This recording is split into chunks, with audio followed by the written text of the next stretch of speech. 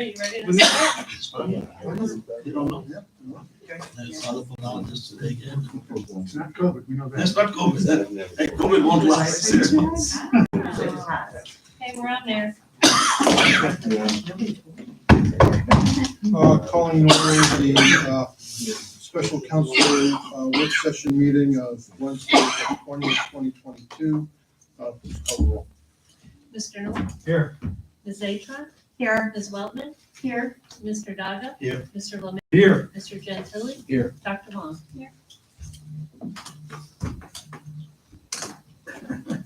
Who's on this call?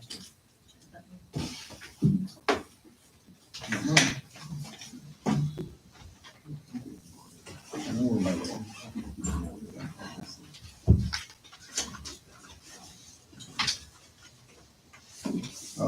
Our first agenda item this evening is approval of the council meeting. Pledge, Mayor. Pledge. Pledge. Yeah. Thank you, Mr. I'm too used to it. Please join me in the Pledge of Allegiance. I pledge allegiance to the flag of the United States of America and to the republic for which it stands, one nation under God, indivisible, with liberty and justice for all. Before my actual. Old habits, Yeah, before I could, answer all the questions. old habits have to be reestablished. Huh? First agenda item is approval of the council minutes of March 16th and March 23rd. We have a motion regarding the minutes of March 16th. One of the, I have a few minor typos. Sure. March 16th. One was.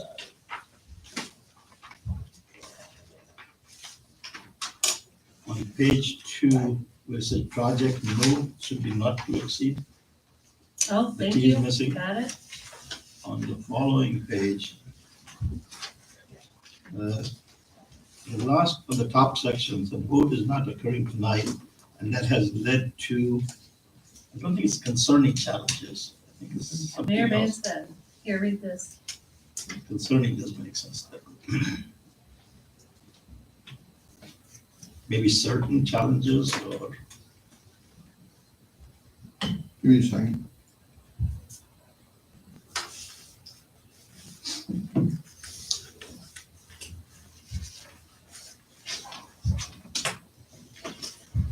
Where is this on page 3? page 3, the first section. the very last I one. just put a period after tonight and I have no idea, Okay. I have no idea what that is. Got it. That's all I have.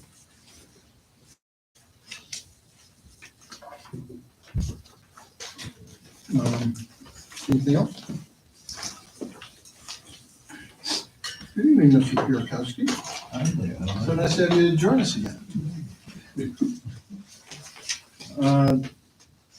So subject to those two amendments, anything else? We have a motion subject to those amendments. So moved. Second. Roll call, please. Mr. Noel? Yeah. Ms. Atron? Yes. Ms. Weltman? Yes. Mr. Daga? Yes. Mr. Lemay? Yes. Mr. Gentili? Abstain. Dr. Wong? Yes. And a motion regarding the approval of the minutes for March 23rd.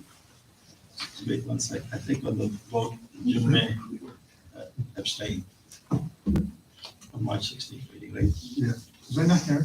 You were not there. Okay, then abstain on that one, I'm sorry. Okay. Can he still do the second on it? Is that a problem? Okay. All right. We're on to March 23rd, everyone. Anything about March 23rd, any? Not hearing anything, we have a motion. So moved. Second. Roll call, please. Mr. Noel? Yes. Ms. Atron? Yes. Ms. Weltman? Yes. Mr. Daga? Yes. Mr. Lemay? Yes. Mr. Gentili? Yes. Dr. Wong? Yes. Great. Moving on, the first item before us is ordinance 2022-08. This is to simply approve the current replacement pages to the Pike Code. Steve, you want to tell us what this is? Sure, this is, I think we're still doing this annually. Some places have gone to every other year. This takes the code sections that you've amended in the past year And then also the other service that they provide is if there are changes to the state traffic code or state general laws that you have on your books, such as trespassing or noise or whatever, they will pick up those changes in state law so that you have ordinances that track what state law says. It allows you to cite under local ordinance rather than under state law. And so that's as an annual sort of housekeeping so that your code book is up to date. Are those provisions just a cross-reference to the state law? No, they are incorporated into your code. So if you take a look at Part 6, the General Offense Code, you'll see, for example, you have peace disturbances, sex-related offenses, weapons and explosives, et cetera. The things that you'll have in there, so looking at weapons and explosives, if you have carrying concealed weapons, your local ordinance tracks the state code. Okay. And the reason you would do that is it provides some flexibility in the prosecution. So when the state code changes, how does that automatically changes our ordinance? Well, the codifier picks up those changes. They are tracking the bills that the state legislature is passing.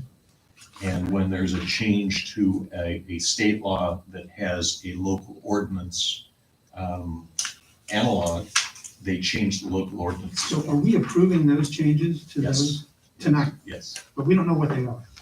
Well, you can get that if you want to get that. Yeah, from Sheila. I can scan them to you. But do they highlight this word changed in this state ordinance while making corresponding changes? They give us replacement pages where if you have the book, you go in and you pull the old page out, Yeah. put the new one in. Does it highlight the new verbiage? Yeah. It does. It has all the new wording that you're replacing the old wording with. I just didn't realize that's what we were also doing tonight by approving it. Yeah, everything, Yeah, we did. The effect was automatic. And they don't Everything give a that's- summary anywhere, do they? Like, I know these They do. services sometimes give a. They do. what's on the ordinance? The ordinance that you're passing tonight has A list of the a list of the sections. changes. That just would be ordinance. It references the state statutes, yeah, I saw that. Okay. Okay. I thought those were cross references rather than substantive changes, so, okay. No, those are the things that are They, being well, changed. they are cross-references in that your code will track the language They're of on the my desk, state I'm code gonna bring them section. in here. Not right now, I'll see that.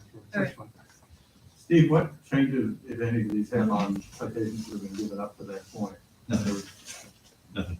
Even though the law changes? I mean, the chief probably doesn't keep track of citations by things that have changed in the state code. And so I doubt there's a method of tracking if there have been citations since the state code changed, but before we connected ours. They will, if somebody's prosecuted on something, they're gonna get prosecuted under the way the code read under their defense. But see, in all cases, these are identical offenses essentially. They will be after you adopt this ordinance. Right. Yeah. So it's exactly word for word what's coming down from the state. So we can prosecute them under our ordinance rather than. Right. Yeah, and right, one of the values of that is, obviously, if you charge under local ordinance, you get, if you have a local ordinance that tracks the state code, you get the benefit of the state code citations to cases. So Right. that the So we have laws- precedent on what these words mean and how they're enforced. Right, exactly right. And when our officers charge someone under these, they have the prerogative of charging them under the state code citation or the local citation. And it drives, also where does the fine get paid to, things like that. So it just makes all sense to align our ordinances with the state code so that the police maintain that discretion as to how they're going to charge. There are some things that they may not want to charge on locally. Mhm. They may want to charge it under the state. And that might have to do with issues regarding incarceration, who pays for the prison time, things like that. So there becomes an issue with that. You're right. At that time, usually we use the state code Is that, because of how things are charged for, just what the mayor said, jail time, And that's the principal time you would do that, is kind of jail time type things? Yes, charges where there's the possibility of extended jail time. And you have a very experienced prosecutors aware of how that works, yeah. Any other examples, Chief, where you would decide to go state rather than local? Traffic, we're usually going local with, but OVI, we're using state. Using state. I think OVI is probably the principal, so far as a frequency of occurrence. OVI is where we encounter this situation most often. And driving under suspension, pending. I know what OVI stands for. Operating vehicle while intoxicated. It used to be called DUI, now it's. Oh, that's it. Something I haven't been charged with, that's why I don't know. Well, for those of you who like the history, it was DUI, and then it was OMVI, and then it was OVI. What a fascinating walk through this. Thank you, thank you. Is it influence or intoxicated? Is it influence? I don't know, I don't drink. All right, so we have this in front of us. Can we have a motion to suspend? So moved. Second. Roll call, please. Mr. Knoll? Yes. Ms. Zatra? Yes. Ms. Weltman? Yes. Mr. Daga? Yes. Mr. Lemay? Yes. Mr. Gentile? Yes. Dr. Wong? Yes. And a motion for the adoption of ordinance 2022-08. So moved. Second. Any further discussion? I have one quick question. Do we do a charter review too, like every 10 years? Or No. is that, no? No, we do not. Oh. Any other questions regarding this? By the way, it's operating vehicle impaired. Is that? Sorry. One of And that picks up drugs as well as alcohol. Yes. What are you looking at? I'm looking at 434.01, is driving under physical control while under the influence. Driving or physical control while under the the, no, influence. just, but OVI stands for operating vehicle impaired. Impaired, not influenced. Okay. But the terms are used throughout the code in different fashions, so. I think in this instance, Mr. Byron, you stand corrected.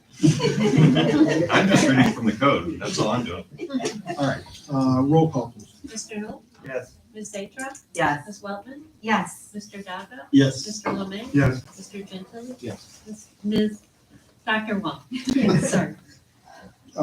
Next, we have ordinance 2022-09, which deals with our participation in the ODOT winter salt contract. Mr. Advent, you want to explain this to the folks? This is the annual, we get our ODOT salt from, our salt from ODOT transportation. Annually, you have to do this resolution to Mr. Byron. Yeah, what ODOT goes out to bid to the various companies, Cargill and Morton, and gets bids based upon the amount of salt that's expected to be purchased by each community that's joining. So that's why you're going now in the springtime when we barely have winter in the rear view. You're telling them what your expected salt usage will be for 2023. And that expected salt usage is 3,200 tons for the next year. Is this is there any other option to this? Don's shaking his head no. No, not really. I mean, you could go, there are some communities that do it on their own, but they don't realize the savings that we do. Maybe historically, we're getting it for the best price we can get because ODOT has buying power and they go county by county. That's how it's bid out. So But they do it two ways. They do a county by county option and see the bids that they get for that. And then they go district by district and they can get, if they can get a lower price per district, they do it that way. thanks, Steve. Any other questions? All right, can we have a motion to suspend for this? So moved. I'll second. Roll call, please. Mr. Knoll? Yes. Ms. Zatra? Yes. Ms. Weltman? Yes. Mr. Daga? Yes. Mr. Lemay? Yes. Mr. Gentile? Yes. Dr. Wong? Yes. Okay, and the motion for the adoption of ordinance 2022-09, please. So moved. I'll second. Any further discussion? Hearing none, roll call, please. Mr. Newell? Yes. Ms. Zatra? Yes. Ms. Weltman? Yes. Mr. Daga? Yes. Mr. Lemay? Yes. Mr. Gentile? Yes. Dr. Wong? Yes. All right, that brings us to resolution 2022-10. Council will recall that at our last session, we informed the council that our 2021 grant application, the Clean Ohio Trails Fund program, had been not accepted by ODNR, but we did receive an invitation to reapply. We discussed it briefly with council, and I think a few councilmen indicated that, of course, we should be reapplying. There was no objection by any councilman, so we have proceeded to reapply.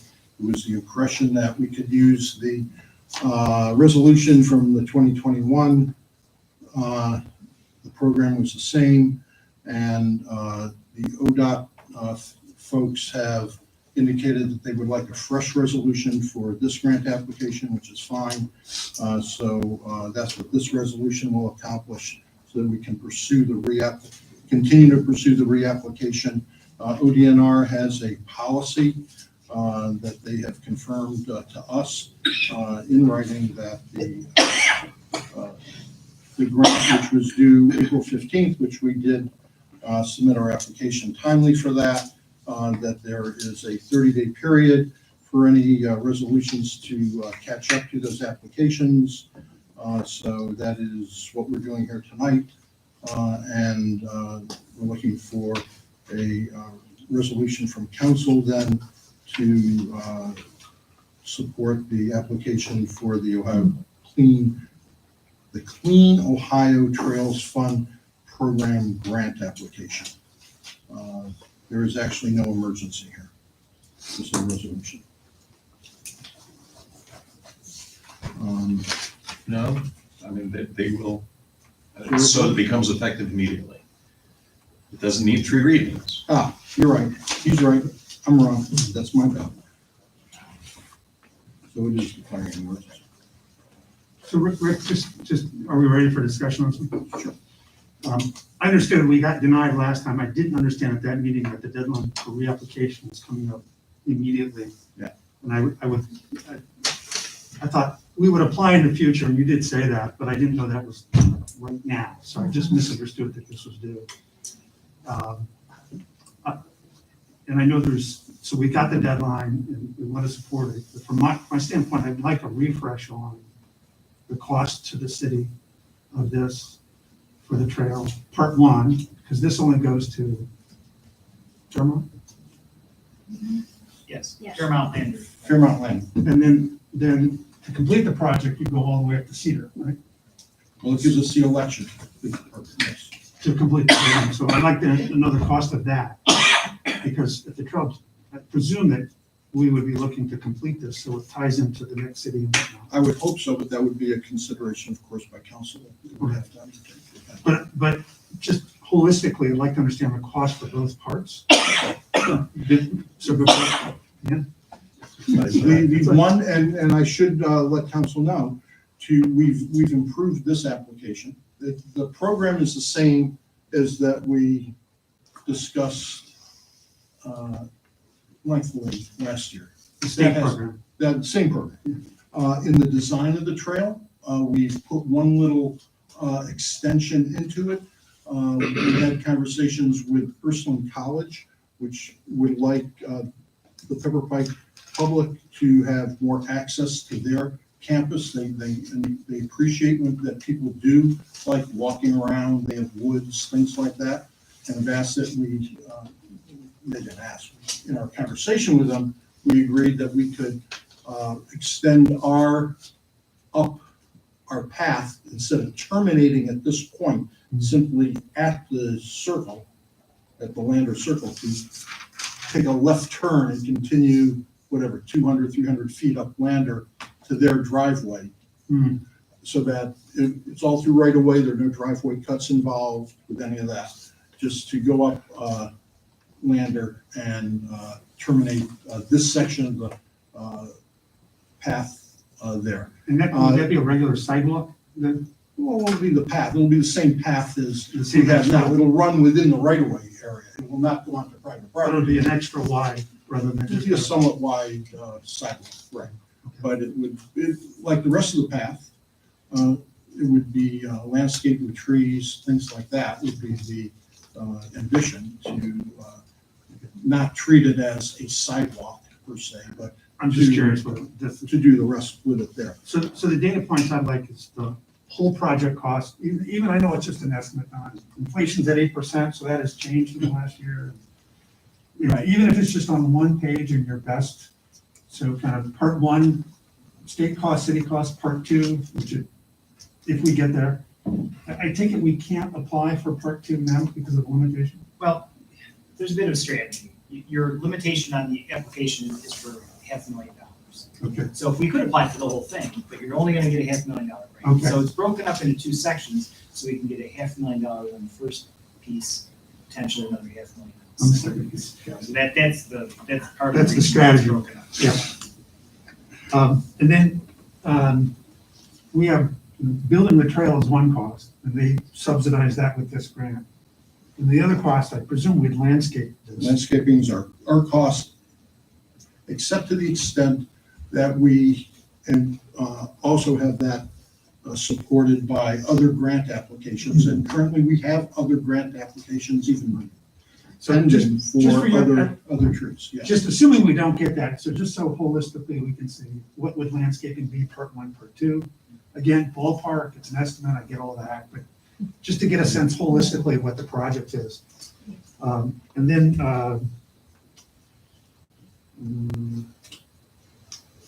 last time we talked about the last council meeting, how this might be tied in with some grant money for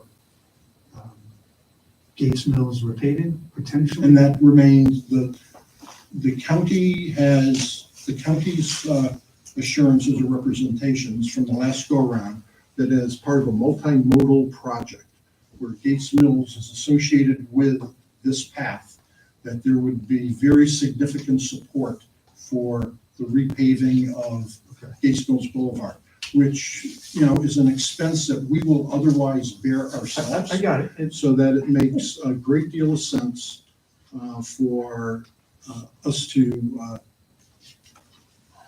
I don't know if swapping is right, but things begin to net out against each other to a large degree. So what I want to understand with maybe a little bit more color, we don't have to do it tonight, is first, do we have to do part two before we're eligible for that? No, So we could be eligible for all of Gates Mills, even though we've only done part one. it's associated with, Gates Mills Boulevard from Lander to Cedar has already been resurfaced. Right. So But that paving for the roadway is already.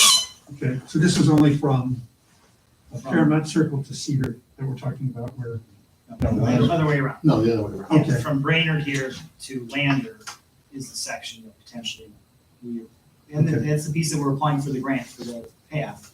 We could also potentially get some multimodal funds to help okay. with the paving cost. Do you have a sense of, is this heavily weighted for us if we do this, or is it a big thumb on the scale? Is it, I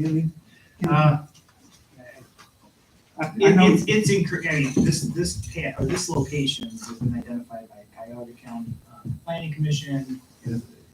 It's really an important piece to tie parts of the county together. So the county will favor this heavily. this reapplication is also supported by letters of support from Cuyahoga County Planning Commission, the Metro Parks, and Ursuline College. So that is a plus to the application from before. and the multimodal comes from what organization? Is that from The project itself is multimodal because we're adding a bike pedestrian feature to a road that currently doesn't really have a safe pedestrian feature at all. That money comes from the county planning. That's from Cuyahoga County. Cuyahoga County planning would be for the repaving of So that's a Department, grant, Cuyahoga County Department of Public Works actually held these. Okay. and that would be an outright grant in the best case? Yes. And is there a cap on that? It's not capped. It's a percentage, I think, but it's not. Percentage of the total cost? Yes, And what is that percentage? it could be a lot. Okay. It won't be more than 80%. Not more than It 80. could be somewhere between 50 and 80%. 15 or 80%. Okay. With the potential of being more, I'll say that. But I wanted to just make the point that we did last year, or that I did last year, when we talked about this at length, is that we agreed that we would kind of see how this first phase went before we wanted to pursue the second phase. That we would have to let some time go by and see how it looked and how it worked and all that. So I still feel that that's important. Yeah, I just want holistic cost of this, you know, our share, part one, part two, landscaping, just what's on a piece of paper, just one piece. I don't want to make this overcomplicated, but I want to look at the whole picture if we can. Yeah, okay, so my preference tonight would be to defer this till next week and put that together if we can. Well, Yeah, I'm one vote here, so. the numbers are pretty much subject to whatever inflationary factors may have occurred, are pretty much what they were during the course of the last year. I'll leave it to council. Do you want to adopt this tonight? It's, I have a you question. know, we have a limited time to get this done, but nothing's really changed. We go tonight or not? Yes, Kat. I would table it, but I just have a question because my recollection of the last meeting may be different from your recollection of the last meeting. But I believe in your mayor comments, which is on the minutes, that you told us that the Gates Mills Boulevard Trail Grant wasn't awarded and that there was no discussion to reapply. So my question is if we knew that the grant was due by April 15th, why didn't we present it at council meeting that time and discuss it so that we could have the resolution approved before the grant application was submitted?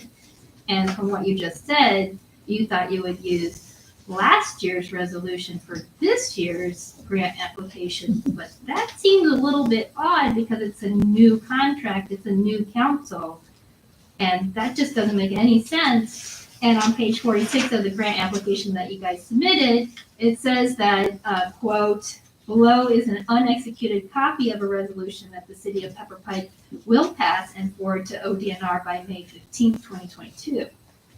So that was included in your grant application of this year. So I just have an issue with transparency and communication and the process by which the council is being involved in this. And I feel like the residents also deserve a say because last year we talked about maybe a formal survey before we would apply for another grant or kind of see what the residents' feelings are on these subjects. But I feel like it's kind of ex facto and after the fact that we're being asked rather than being involved in the conversation.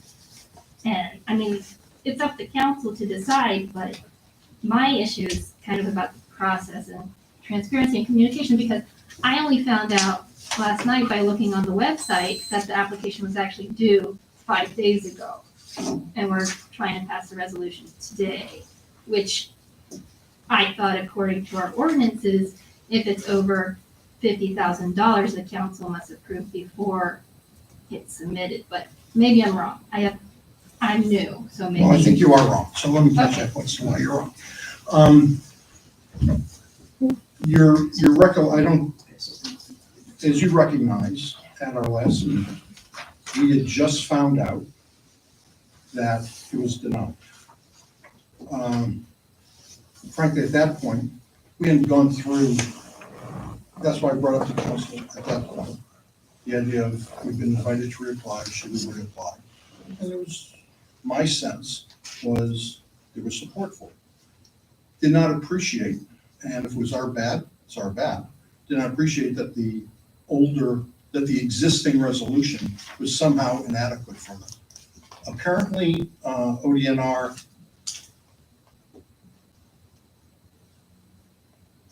would like us to have a new resolution.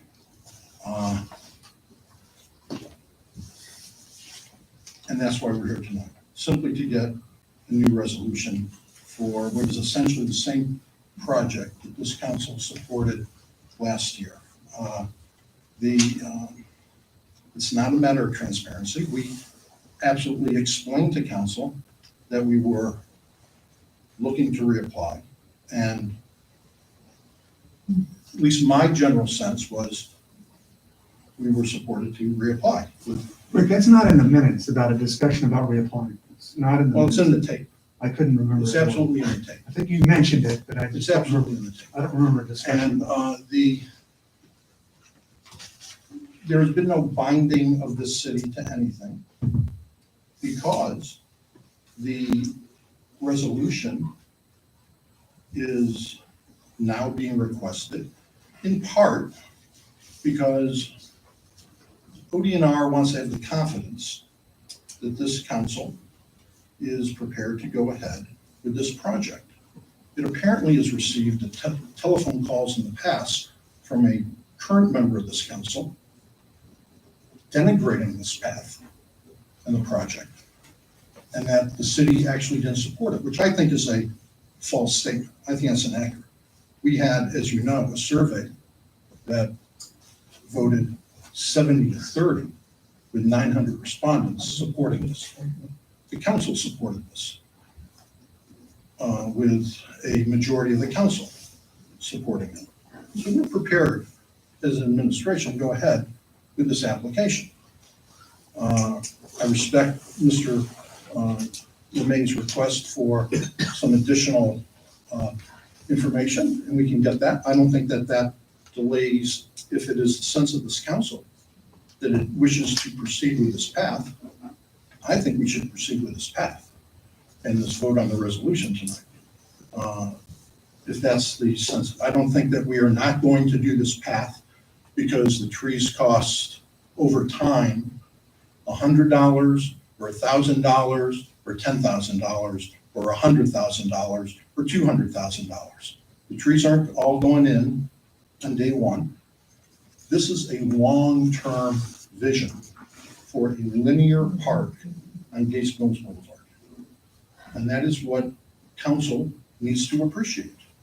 That this is not a short-term play, it's a long-term play. Just like Mr. Gentili points out that he'd like to get a sense of how this works out before he takes his next step and supports that. I can respect that. This is not an overnight deal. This is the first step on a road. We need to pass a resolution to take that first step. And I would urge council to take this step. We debated this for many meetings last year. And with respect to our dissenting or concerned members of council, the vote count, in my mind at least, hasn't really changed so far as the support of council for this project, unless I'm misinterpreting. You have 3 new council members. Right. From last year. So they've never voted on it. I know, and that's why they have an opportunity this evening to vote. And they need, maybe we should turn to them and say, what do you want to do, ladies? So I'm a very process-oriented person, and just as a background and not, I mean, I know we're applying, I don't really appreciate ODNR's slow process. We shouldn't be getting decisions upon last year's application concurrent with the application period for this year. That being aside, that is beyond our control, and we can blame it on COVID, and we're applying for perhaps a grant, so we don't want to criticize ODNR too much. I do think Mr. Malome makes a really good point that it would be nice. I am generally supportive of this concept. I would love to see the financials, more just to have it memorialized to the record and make a record of the financials. I have a pretty good idea from previous where we are, and it sounds, but it would be nice to have that documentation, just as you were saying, just a very basic setup of cost of the project, grant application, projected costs of other, like landscaping perhaps, although that's secondary in my mind, but, and then, projected grants. It sounds like there might be 2, which would be wonderful. I think those grants, personally, by the way, should go forward no matter what we do. I don't understand why we would not pursue a tree grant in our city ever. So, I mean, that is where I am on it. I would love that information, not because I believe there's anything questionable or nefarious with it. I just think it's a nice, to me, kind of substance piece to have in the record that we're creating if we are to go forward. So Mayor. that's where I am. Well, since I'm new too, and I'll weigh in. I'm actually, where I was on this project last year and where I am today, as I see pedestrians walking in our city, in the streets, I look at this project as, I really do think it's an opportunity for us to give our residents a place to walk safely with their families. I'm in favor. I do have the same questions. Melanie, you hit a bunch of thoughts that I had with it. I had questions about long-term costs, all of that. As far as tabling it tonight, possibly voting on it last week, I'd be comfortable either way. I don't know that my opinion is going to change in that time. So I'm kind of comfortable going either way on that. And I would add to what Ms. Atrop said, that, you know, having a history in this community and growing up, I can see I've seen firsthand the just enormous increase in traffic. So when I was a little kid, I rode my bike down Lander Road, and I wouldn't have let my children ride their bikes down Lander Road. I rode all the way from Snowberry to what was Miller Drugs at Landerwood Plaza. And my parents, who were very careful and cautious, thought it was perfectly safe because honestly, there wasn't nearly the amount of traffic, and it was bumpy, it was bricks. So you can imagine, no helmet. There was no safety back then. But anyway, the traffic is just has grown exponentially. I walk down Shaker Boulevard probably once or twice a week in my longer walk when I have the time. And the cars do come down, and I am very appreciative when they are on Shaker Boulevard like they were this week, clocking people and making them maybe be more cautious. I think but that's not going to stop people from flying, 45 miles per hour on some of our main roads. And we have children, and I have a strong recollection growing up that there was a very tragic accident that happened on Lander Road. And it's something that is part of my growing up, and I, remember it and think about it fairly frequently. So it'd be nice to have some safe pathway. And Mayor, if I may, in our 5-year plan for this section, we've got in 2023 a $500,000 grant for this project, for this phase, along with our commitment of $600,000, along with $150,000 in tree landscaping, tree, bush, whatever. So I'll turn to Don. I would say the next phase, you're looking at a $500,000 grant. $700,000. Yeah, the next phase is shorter. Okay, so maybe 6 is another good number. I would try to be able to hit $1 million, less than $1 million total, and $500,000 for grant. So 5 and 5 for phase 2, 5 and 6 for phase 1. We've got $150,000 in 23. Because in talking with Don, even if we would have got this grant, it would have shook out until 23. So we've got the 150, and to your point that you said earlier, the additional areas of grants for trees could certainly supplement, but that is currently what we have in our 5-year plan. Okay. So Jim, I think that answers. I would like that from the engineer with a memo, just to document the revenue. Right, but I mean, at least. Including current inflation. That's on paper, but at least I'm giving you the numbers that we currently have in the 5-year plan that we all looked at before. Okay, that's fair.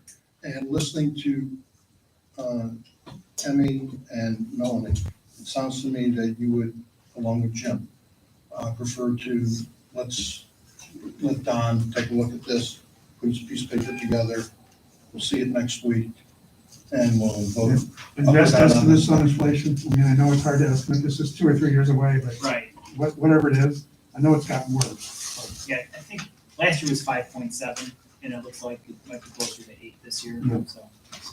And we're looking at, this project would be the year following, and the next one would be, who knows? Right.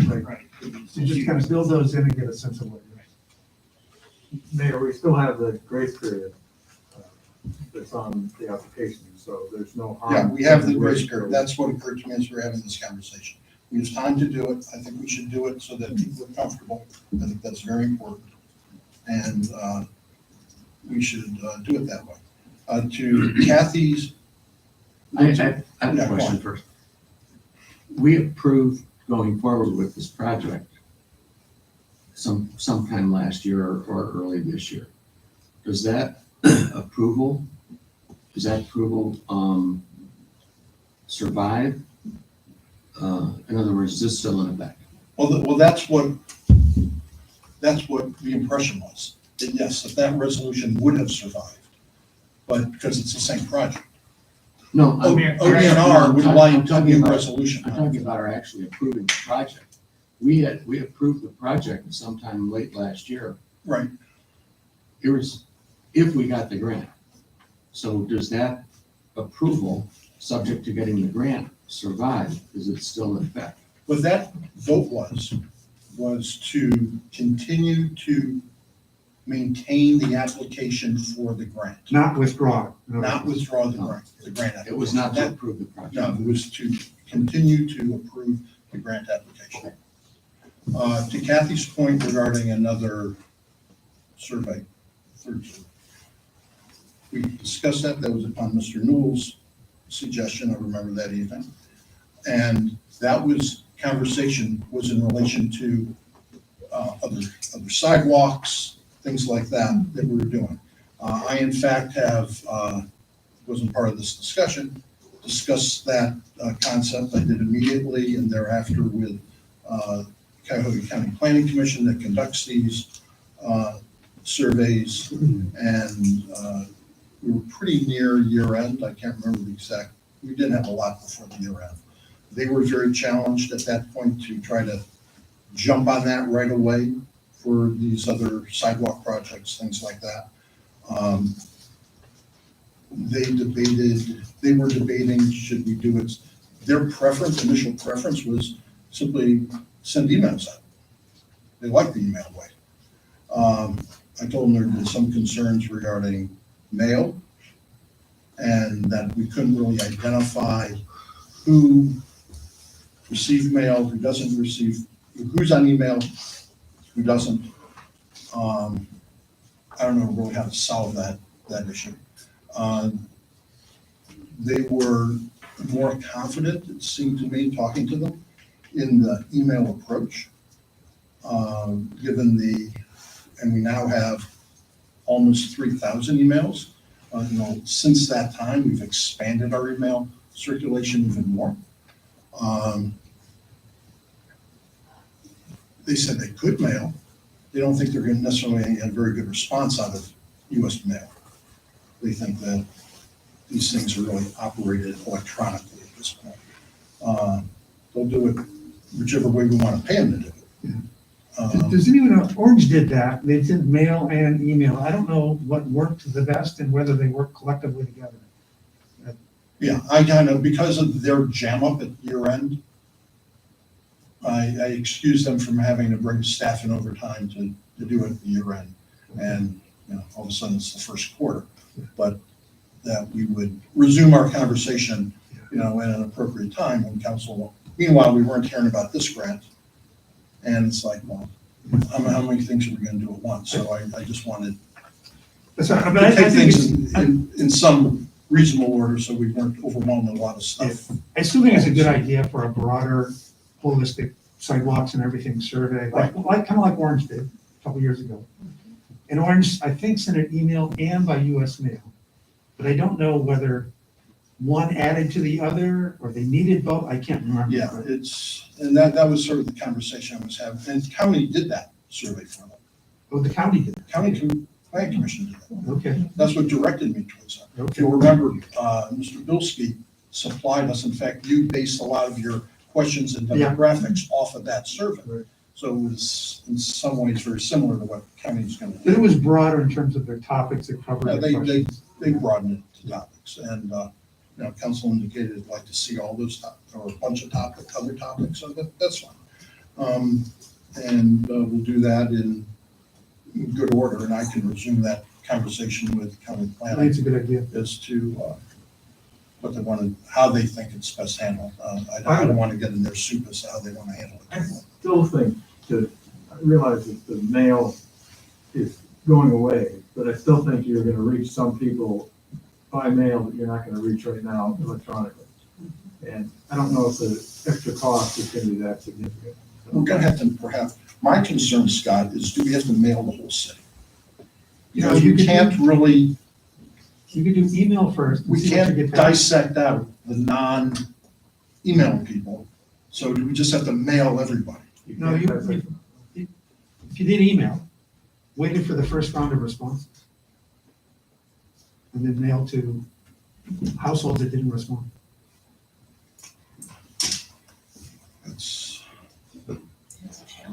That's a challenge. To just say it nicely. That is a huge challenge. That means we have to somehow dissect the responding addresses. Aren't we gonna ask for those? If we're gonna ever do what you just suggested. Yeah. We're gonna have to ask for addresses. Yeah, wouldn't you want to? And then we're gonna have to go do cross-reference. We're just gonna pay people to do it. We do not have people to do this. So we are simply going to afford it. And if council wants to afford it, that's up to council as to how many thousands we want to spend on this thing. I can guarantee it's not gonna be inexpensive. It's not gonna be, How much was the For the information we will the get, postcard that we knew. Okay, so we just sent out that postcard. The postcard was under $2,000, I believe, for that postcard. Where we sent it to the whole city Including the postage? and invited anyone to supply their email who wasn't on it. We sent that to the whole city regardless, because we had no idea who were we reaching with emails. We just Including sent the that. postage? But that was a postcard. That wasn't a letter containing yeah, surveys. So I would think it's, it was sent, I don't remember if we sent the bulk or first. We sent that bulk. There were some people who, I will share my postcard never arrived, so there is a little bit of, I guess, inconsistencies, even with the mail. and we I'm verified still she waiting was for on, the mine, address was on that. still waiting. It was sent out to them. Yeah. You never got one either? So that may be one of the reasons why county is more comfortable with, if you have a good email list, of going in emails. Because we'll never know who's getting this and not getting it. we're not gonna do this very often. It can provide tremendous data on how we plan and spend our money for the next few years. And to have a high degree of confidence that everyone had the opportunity to participate, to me, it would be worth the money. To me, it's worth the money as well. Well, then fine. I don't think it's that significant as an expenditure. I think if you put in a lot of high-value questions in addition to this, you really get your money out of it, so it's not just a single issue. You just get everything you can out of it, Yeah, and then don't do it for a while, because Yeah. you just, Yeah, maybe every 5 years or something like Yeah, that. I'm just sharing with council what the issues were. I'm So- not trying to pass a judgment. I think the I'm just telling you what the issues were. But if we were to that the do- planning commission was sharing. If we were to do that, who determines what issue, is it just the planning commission would then decide, or would we be weighing in? Oh, Like, no. we wanna talk about- They would work as to what the issues are. I wanna weigh in. Would there be committees, is there something to, They thought that the orange one was, I'm not gonna carry it. They thought it was awfully broad in its scope. They didn't necessarily recommend something that broad. They did recall how very broad it was. I don't know if that influences people's responding to something. I don't know. As opposed to more narrow issue surveys. I I don't know. I guess we have one concern, if we're doing both email and mail. Mhm. How do we crisscross? If That somebody was responded to one of the both, issues they brought up to me. to me, that looks like a That was jigsaw puzzle, which is That 6,000 by was a 6,000, big right? issue they brought up to me. How do we know we're not getting, You have to do it by address, because also there could be 5 registered emails at an address, You know, and that's gonna skew it. So we'd have to have rules about how many responses per address. right?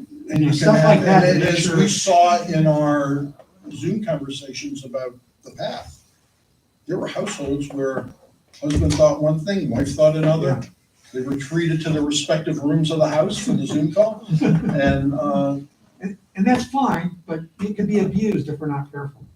right, we can be abused. Yeah. And that's, It's kind of the danger of the. yeah, and we tried to, and in the email responses, there were not a lot that we could identify, but there were some we recognized people were the same. Triple dipping. It seemed to be kind of Quadruple dipping. multiple responses from a single URL, if I recall. Yeah. So that we had to glean that sort of stuff out. But there has to be a way, It wasn't that often. with the address, I would think there has to be a way. With the require- address. Require the address, and therefore you prevent people either doing it mistakenly or intentionally. Yeah, I think it's Because some just, people might not it's just remember, I work don't that know. has to be done. That's all. I don't think any of that's impossible. I just think it's more work, more expensive. If council wants to have the work and the expense, then we'll have the work and the expense. I think we're trying to create a wheel here that's already been created by the professionals. We really don't really need to worry about. Well, they want us to They'll- do, they'll she figure it wanted out. us to do email. They'll figure out a way to. Well, I think you have broad support from council here to pursue the project. I will.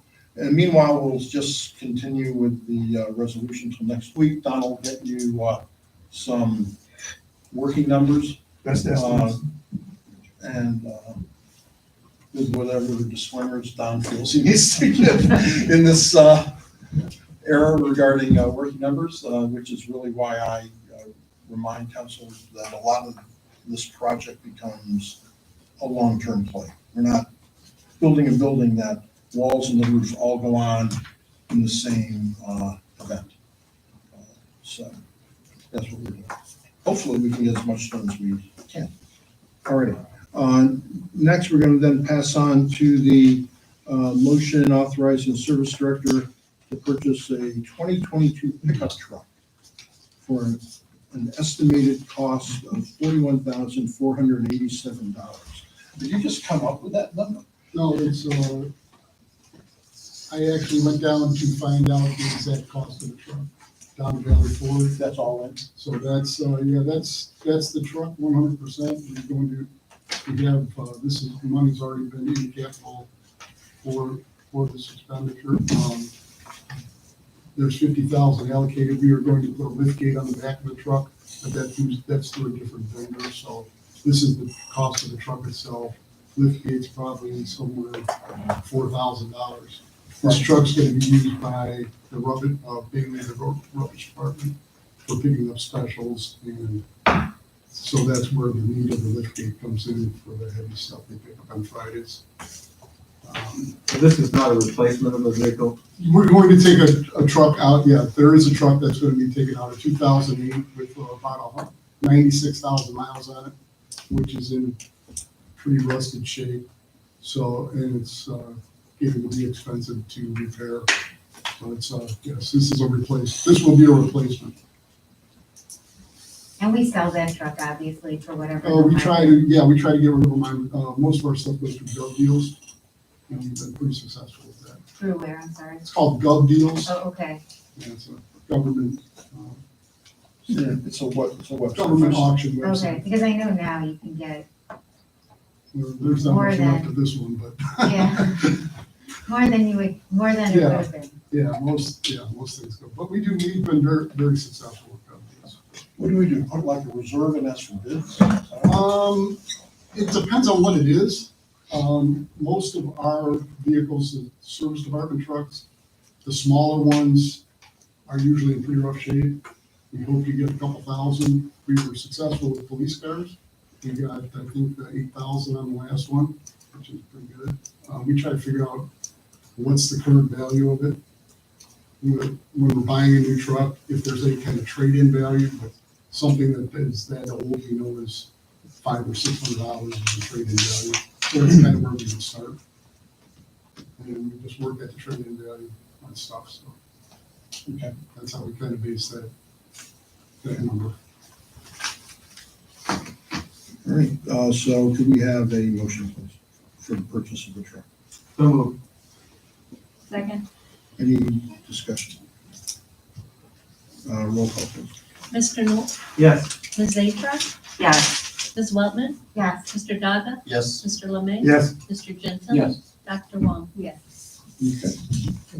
That brings us to our committees and department heads. We've had a planning commission meeting since we were last together, I believe. Melanie, you want to report? Sure. We covered 2 items. One was a side yard setback. It's a house on Belcourt and Old Brainerd.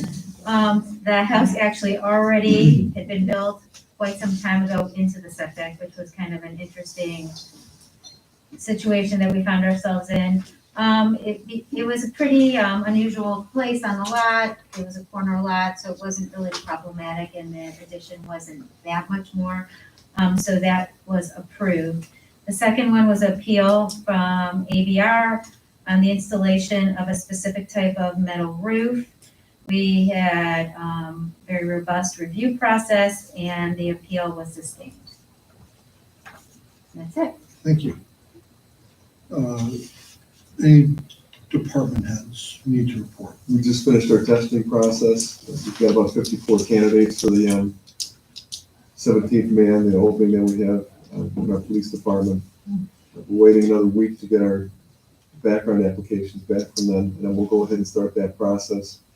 And the police station project is coming along well so far. All right, great. Chief, you had applicants, walk down applicants and pass the test, and how many are eligible? Out of the slightly over 60 that took it, we have about 54. That passed it. Correct. Okay. We Now took you're a doing higher background? pass rate than usual. Pardon? Higher pass rate than usual. Yeah, that's fantastic. And then you're doing background and then the hire, then interview and hire, that's our process. The next step, they fill out an application packet for us with some background information so we can go ahead and start investigating them.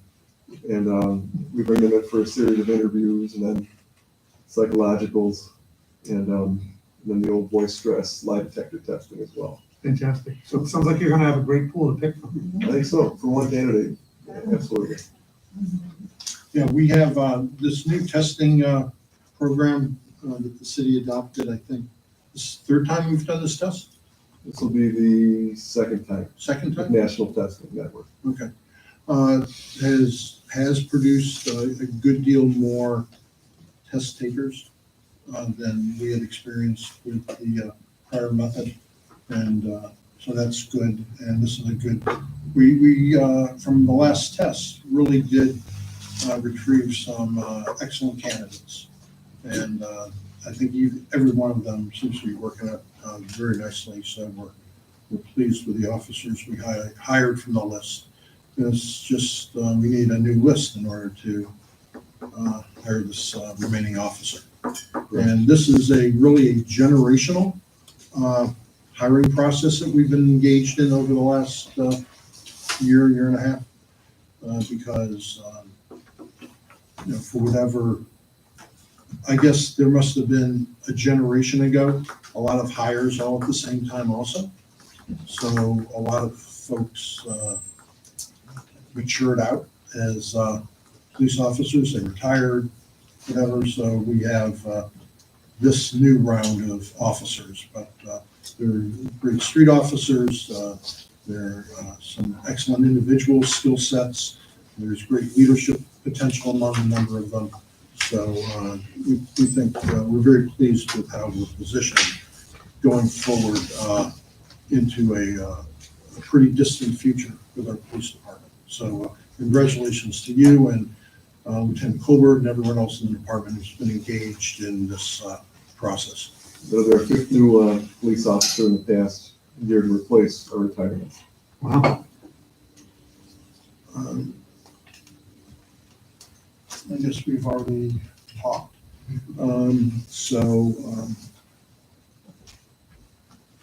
My brief comments are, I will alert council that we will be having an important executive session at next week's council meeting.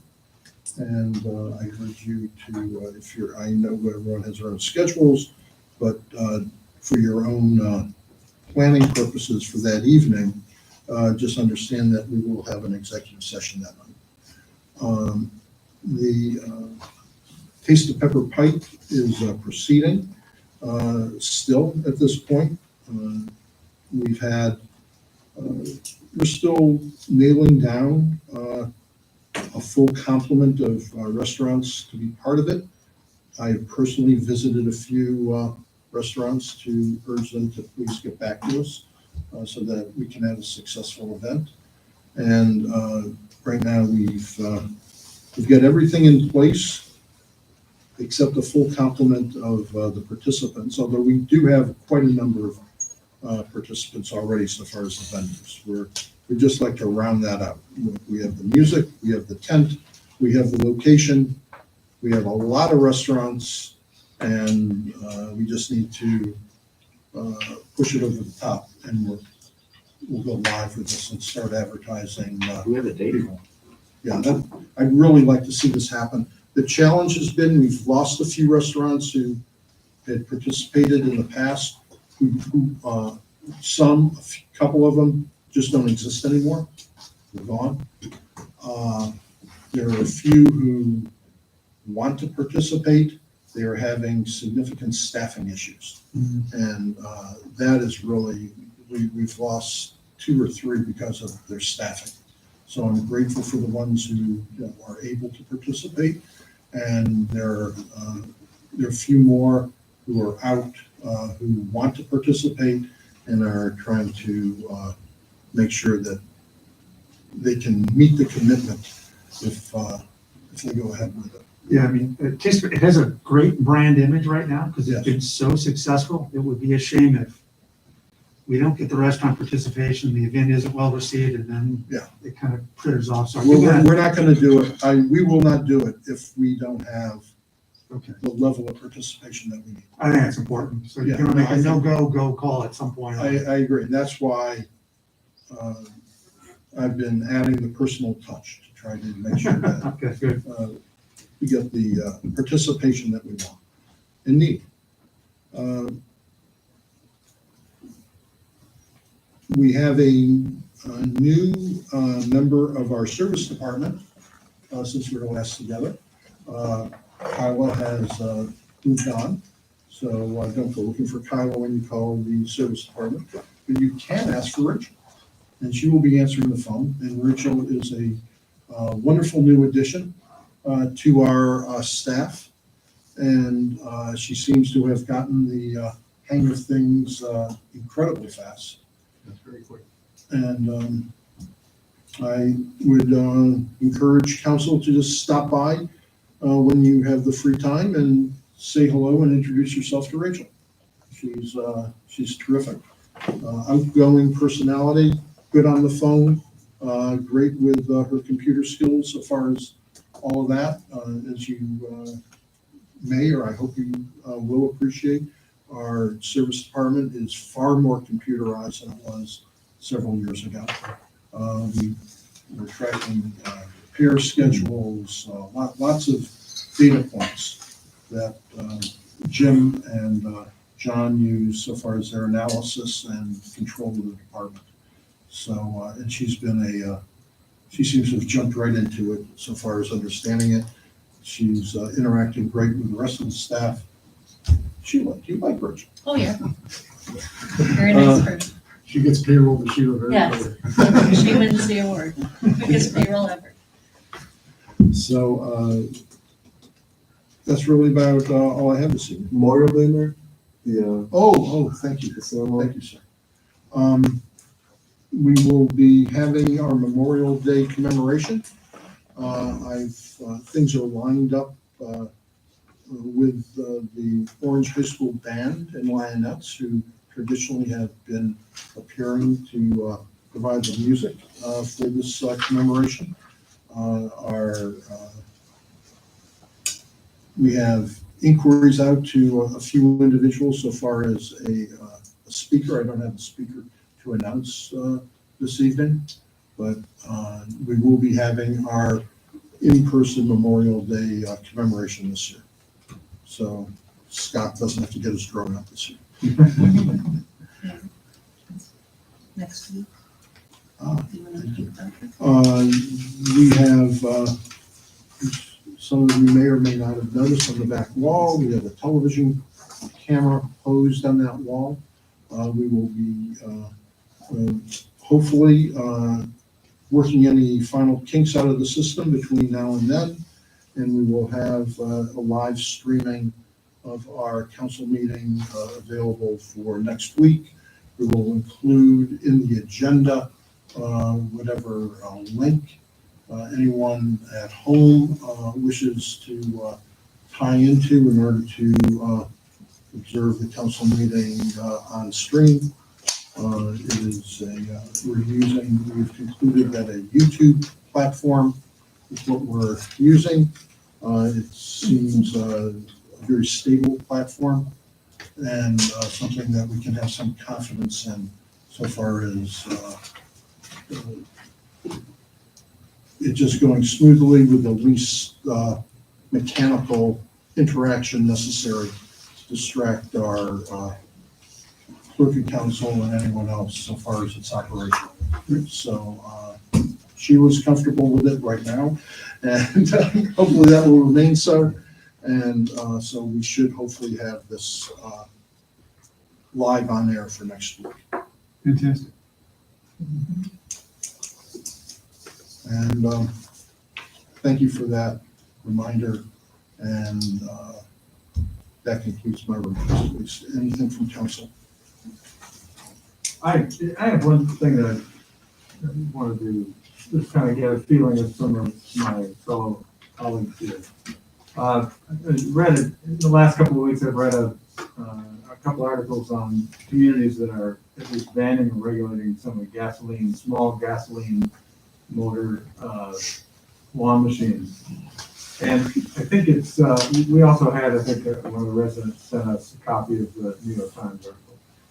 And I had read that, and I don't know what the thought is among residents or among council, but I think it's certainly something to consider, that we start looking at things like that to make us a greener city, to make us a less noisy city. There are certain things we can do. We don't have to ban things. We could maybe limit things. We could put decibel level limits on certain machines. But it's just something I'd like to at least get the discussion started at some point, not tonight, but just wanted to bring it up. Well, that sounds like a great thing to include in a citywide survey for paying for the paper and the postage. So, okay, anyone else? I want to mention that I attended the Orange Board of Education Leaders meeting, which was a valuable meeting. It's where most of the mayors, sometimes all, are in attendance, and it just gives a really nice kind of pulse to what's going on in the other communities around us. And I want to commend Mayor Bain. He did a very nice job representing Pepper Pike at it. It was a nice morning spent listening to the goings ons around us. So, Thank you. Sure. Anyone else? I'll just bring this up maybe for next week's meeting to discuss, but I was contacted by the Northeast Ohio Council of kind of like this association, City Council Association for Pepper Pike. I don't know anything about it. I'm sorry. I can don't know forward the it to you, organization. but they are a nonprofit where there's members from each city, and the city can, join for $400 a year, and then there's quarterly meetings, but I'll send it maybe to Sheila and Sheila can send it out. I can do that.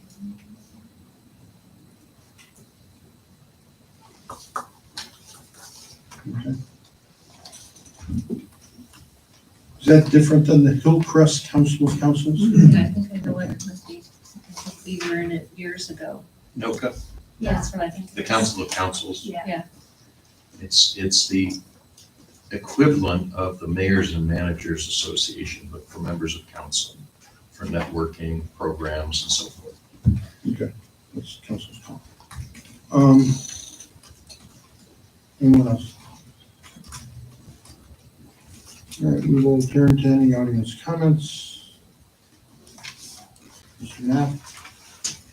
Manny Knapp, 2632 Sound Center Road.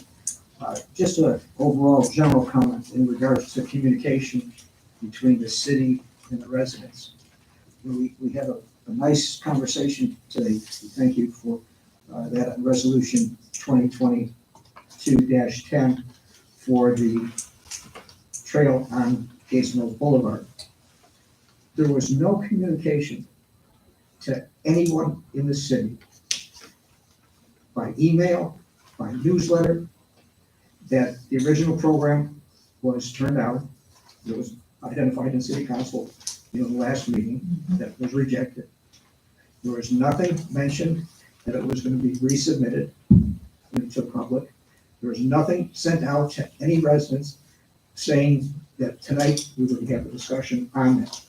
The only way, and this is the major point that I've been harping on for like 2 years now, the only way that you're communicating with the citizens is to ask them, demand of them, that they go to the agenda for the meeting that night, that's coming up for the next special council or city council meeting, and to look on the agenda to see if the city's gonna talk about spending, $800,000 and going for a grant of, X number of dollars. This information should be easily gotten to the residents so that they feel that they're being communicated with, and that there is not a lack of transparency.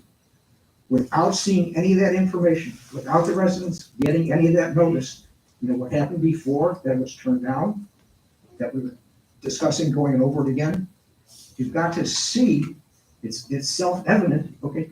People are feeling frustrated. You're not talking to them. You're talking among yourselves. You're not letting the residents know what's going on. It's a simple, easy item. We've talked about now about, hey, we can do all these things with email and stuff like that. Send a separate email when something is this major to the people. Thank you. Anyone else? Mary Ann Lutchen, 29826 South Woodland Road. I was curious about this, and fortunately, Manny called me about the meeting tonight. We received a letter this week, and I wondered, did it go to everybody in Pepper Pike about if your house is a certain number of years old, that you can apply for loans or whatever? The Heritage Homes Program? Yeah, did that go out to everyone in Pepper Pike? The Heritage Homes sends that out, we don't, but I believe they send it out to the whole community. To the whole, so there is a way then to mail everybody in Oh, yeah, Pepper Pike. you can mail to everyone. Right. There's no doubt. And I really think that is important. I still think there should be more discussion about making a path down Gates Mills Boulevard. I mean, I find it very interesting that you would, like more walking paths, but how are people supposed to get there if they don't live on Gates Mills Boulevard and cross the street or drive their car? Or how is it that all these people are going to be walking on it? I mean, we live on South Woodland. We have people who walk on South Woodland. I frequently go down Lander. There are walkers who are in the street and many times in the bike lane. I go down Bolingbrook. People are out and walking. To spend that kind of money down Gates Mills Boulevard, which is frankly isolated if you don't live on it, and are you going to have cars parked in front of it? And I don't know, the walking trail that's right here on the circle seems like that one's very well used. And you actually have the parking lot here at the city. You have restrooms. I just don't exactly understand how that's going to be so greatly used. Frankly, I remember when they had when we were on South Woodland, and we've been there for about 22 years, and they talked about putting not a gravel path, but a path on tree lawns on the north side of the street. Okay, and so the kids could ride their bikes, but you'd have to cross some street to get to it. And then actually, once you get down, I forget what the next street is, are you gonna have the kid cross the street on the bike and get back? And so fortunately, that was turned down. And what I really think we need is to inform the residents more about what master plans are or what's coming up.